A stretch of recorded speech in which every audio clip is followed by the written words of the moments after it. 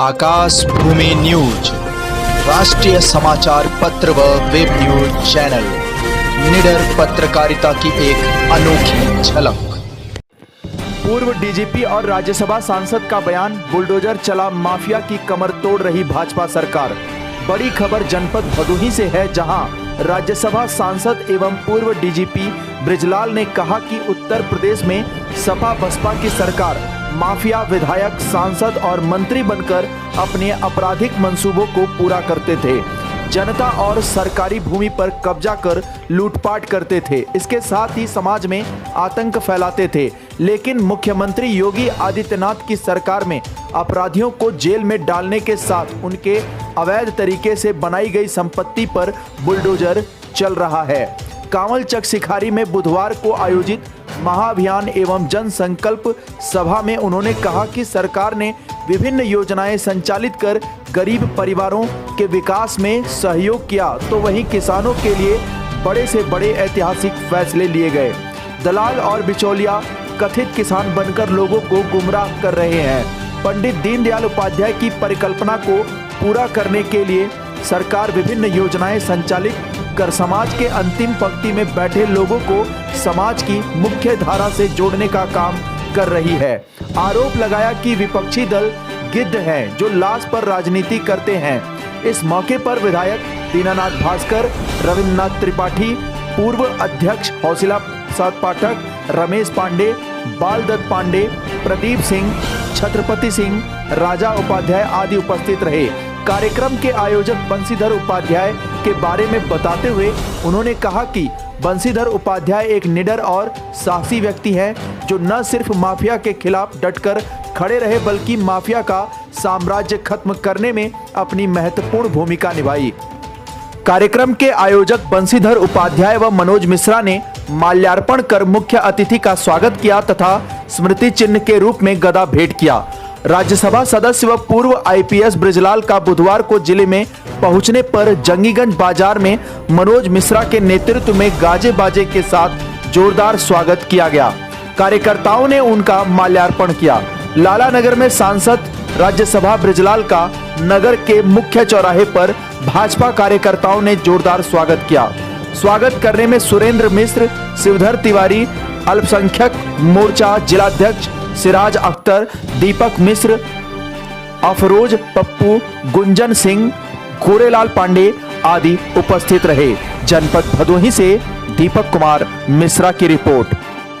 आइए अब आपको उत्तर प्रदेश के पूर्व डीजीपी व भाजपा से राज्यसभा सांसद बृजलाल का बयान सुनवाते हैं। हमारे भारतीय जनता पार्टी के लोगों ने, जिसमें मुख्य ऑर्गेनाइजर थे बंशीधर उपाध्याय जी ने, और यहाँ ऑर्गेनाइज किया गया और यहाँ पर हमारे 2 विधायक संगठन के लोग यहाँ मौजूद रहे। और हमारा लमसम में ये है, चुनाव का बिल्कुल बच चुका है। ये धरती माँ विंध्यवासिनी का है, बाबा विश्वनाथ का है, त्रिवेणी की धरती है।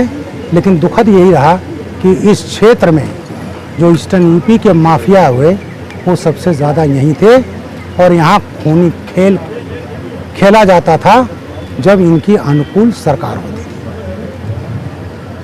हमारी पार्टी ने, भारतीय जनता पार्टी ने जो विकास किया है वो गरीब ओरिएंटेड है, चाहे इसमें हिंदू है, मुसलमान है, ब्राह्मण है, क्षत्रिय है, वैश्य है, दलित है, इसमें कोई जाति बिरादरी का नहीं है। जो गरीब है उसके लिए है। आपका कहना है कि प्रियंका गांधी और अखिलेश यादव गिद्धों की राजनीति लखीमपुर खीरी में कर रहे हैं, इसमें क्या कहना है? ऐसा कहना है कि वहाँ पर हत्या हुई या वो तो विवेचना के विषय, या गाड़ी महात्माओं को देखा, हमने भी देखा है, दब गए किसान, दुखद है। लेकिन उसके बाद भारतीय जनता पार्टी के 4 कार्यकर्ताओं को पीट पीट करके मार डाला गया। एक अखलाक की हत्या हुई, दुखद थी, अखिलेश की सरकार में हुई थी। अब तहमत किस पर डाला गया? भारतीय जनता पार्टी में। आज 4 लोगों को पीट पीट कर मार डाला गया और राकेश टिकैत कहते हैं एक्शन का रिएक्शन है। प्रियंका जी जाती हैं, राहुल गांधी जाते हैं, हम इसको कहते हैं राजनीतिक पर्यटन। गए आपने, लेकिन उन लोगों को जिन्हें लिंच कर दिया गया, मार डाला गया, उनके घरों पर उनके आंसू पूछने नहीं गए। उनके भी आंसू हैं, उनके भी दर्द है, उनके भी जज्बात हैं। अभी राजस्थान में 15 दिन में 3 दलितों की हत्या हुई है। जगदीश मेघवाल, जोगेंद्र जाटो, संपत बैरवा, तीनों के पीठ पे करके लिंच करके, और वहां पर कांग्रेस की सरकार है।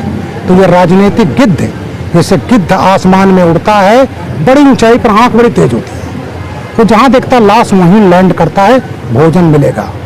तो इन राजनीतिक गिद्धों को कि कहाँ हमको वोट मिल जाने की संभावना, वो हालांकि मिलेगा नहीं, वो वहाँ लैंड करते हैं। इनको राजस्थान के उन 3 दलितों के परिवार की, एक दलित बेटी की जिनके गैंग रेप हुआ है, बलात्कार हुआ है, अभी परसों एक महिला को पीटा जा रहा है, अंग्रेजी में कहते हैं फ्लॉगिंग, जैसे तालिबान कोड़े मारता है, घटना हो रही है। वहाँ ना प्रियंका जी जा रहे हैं, ना राहुल जी जा रहे हैं, ना अखिलेश यादव जी की आंख खुल रही है, आप वाले हैं और तमाम ये लोग हैं। तो ये जो मानवाधिकार की, ये सेलेक्टिव मानवाधिकार नहीं चलता, तो ये केवल मैं इनको राजनीतिक गिद्ध कहता हूँ। और ये मैंने कभी ट्विटर पर लिखा, आज भी लिखा हूँ कि दलित लाइव्स मैटर, दलितों की जिंदगी की अहमियत है, और आप जो दलितों के साथ कर रहे हो, ये दलित कभी माफ नहीं करेंगे। विपक्षी पार्टियों द्वारा इन दिनों यात्रा का दौर चल रहा है, शिवपाल जी अलग यात्रा पर निकले हैं, अखिलेश यादव अलग निकले हैं, इसमें कितना प्रभाव पड़ेगा विधानसभा? ऐसा है, वो पार्टी तो आपस में लड़ रही है, आपस में ये चाचा भतीजे अलग हुए। मुलायम सिंह जी ने इस पार्टी को बनाया, उनको दरकिनार कर दिया गया, एक बुजुर्ग आदमी को अपने पिता का अपमान किया गया, और ये सबसे अपने अपने स्वार्थ है।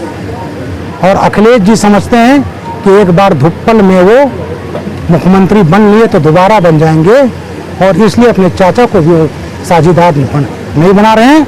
और ये आपको लिख कर दे दूं, इन्होंने कहा 400 सीटें देंगे, 400 में 10 का भाग दे दीजिए, 40 हुआ, पहले 46 जीतते थे, अब की 40 से नीचे आएंगे। क्या कहेंगे लखीमपुर खीरी का जो मामला हुआ, आप निपी रहे हैं प्रदेश से, किसी आम आदमी गाड़ी से अगर एक्सीडेंट हो जाता है पुलिस उठा लाती है, तो गृह मंत्री के लड़के थे, इसलिए क्या उनको समय लगा गिरफ्तार करने की? क्या जो वीआईपी कल्चर है वो अभी भी चल रहा है? नो, अगर कभी आपने देखा है, मैं भाषण दे रहा था कि कृष्ण राय मार दिए गए थे, और यही बनारस में LMG पकड़ी गई थी, मुख्तार अंसारी नामजद था, कोटा का मुकदमा था, इन्वेस्टिगेशन हुआ, मुलायम सिंह ने परमिशन नहीं दिया, बाबूलाल मुन्नर यादव इनके कब्जे से बरामद हुआ, 10-10 साल की सजा हुई, मुख्तार को बचा लिया गया और कृष्ण राय मार दिए गए। इस घटना में जो देश का गृह राज्य मंत्री, उसके बेटे को गिरफ्तार किया गया। जो शुरू में वीडियोज आए थे उसमें आप भी देखे होंगे, कहीं वो दिखाई नहीं पड़ रहा था। ये हुआ, मुकदमा कायम होता है, उसको देखभाल किया गया, तो देखभाल करने के बाद संलिप्तता पाई गई, ना केवल गिरफ्तार किया गया, वो रिमांड पर है। और ये जोगी सरकार कभी किसी को माफ नहीं करती, चाहे वो रूलिंग पार्टी का हो, चाहे विपक्षी हो, चाहे कोई भी हो। ये पहली बार हुआ ऐसा। बाबा विश्वनाथ की, माँ विंध्यवासिनी की, संत कबीर की, रविदास जी की, और तमाम ऋषियों मुनियों की धरती रही है। मैं इस धरती को नमन करता हूँ। नेपाल बॉर्डर पर स्थित एक गाँव, वहाँ एक गरीब परिवार में पैदा हुआ था, और मेरी पढ़ाई शुरू में आम और महुआ के पेड़ के नीचे हुई। आमतौर पर लोग समझते हैं कि जो IAS IPS होता है वो धनाढ़ घर का होता होगा। तो मेरी पढ़ाई 17 नवंबर 1960 को जो पहला दिन था, स्कूल बिल्डिंग नहीं थी, और मेरे गांव से 3 किलोमीटर दूर था। मैं वहाँ जाता था, वहाँ पढ़ाई किया, स्कूल में टॉप किया करता था। ढेबरी आप लोग जानते होंगे, मिट्टी का दीपा था, तो बच्चे नहीं जाएंगे, ढेबरी की रोशनी पढ़ा हूँ। 70 में जब 5वां पास कर लिया, तो मैं 24 किलोमीटर डेली नंगे पाँव, एक कमीज एक पैजामा, और 12 किलोमीटर जाना, 12 किलोमीटर जाना। 70 में हाई स्कूल किया था। मेरी उत्तर प्रदेश में 43वीं रैंक थी। जब उत्तराखंड भी शामिल था, तो हमें भारत सरकार ने, उत्तर प्रदेश सरकार ने राष्ट्रीय छात्रवृत्ति दी, और उस 60 रुपए की छात्रवृत्ति ने जो मुझे 71-72 मिला था, अगर वो ना होता तो शायद मैं पढ़ लेता, और यहाँ नहीं। 72 में मैंने वहीं से इंटरमीडिएट किया था, तब हाई स्कूल पास करने के बाद तब मैंने हवाई चप्पल खरीदा था। मैंने वो फोटो बरकरार रखा है, अपने लाइफ का पहला हवाई चप्पल। उसके बाद मेरी 10वीं रैंक थी 72 में उत्तर प्रदेश में बोर्ड में। गांव का बच्चा, मैं IAS IPS कुछ नहीं जानता था। मेरे गुरु थे सरजीत सिंह, बेटा तुम इलाहाबाद चले जाओ। मैंने कहा कि मैंने तो गोरखपुर भी नहीं देखा, मैं कैसे जाऊंगा। बहरहाल इलाहाबाद आया था मैं 28 जुलाई 1972 और मुझे ज्ञानपुर रोड याद है। त्रिवेणी एक्सप्रेस चलती थी, सिद्धार्थनगर पैसेंजर ट्रेन से आता था गोरखपुर, त्रिवेणी एक्सप्रेस पकड़ता था और ज्ञानपुर रोड, हंडिया, खास, सादात, दुल्हापुर, जखनिया, ये सब रेलवे स्टेशन पड़ते थे और मैं रामबाग पर जाकर उतरता था।